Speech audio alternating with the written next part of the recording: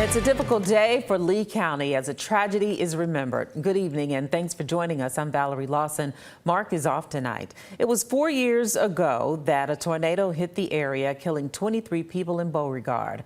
Tonight, the community paid tribute to those who died March 3rd, 2019. Here's WSFA 12 News anchor Sally Pitts. 4 years ago tonight, the family members of 23 people were dealing with the shock and the heartbreak of learning that their loved ones were gone.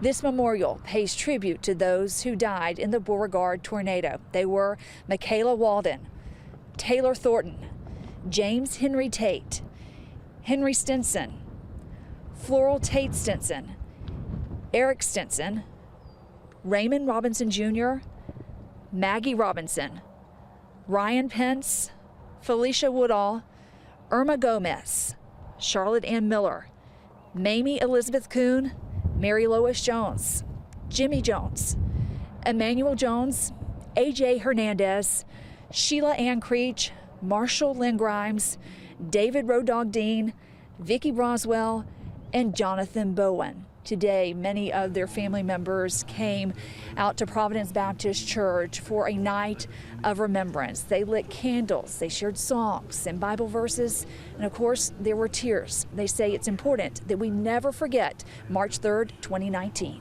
I think a lot of times people take what they have for granted. You think it'll always be there.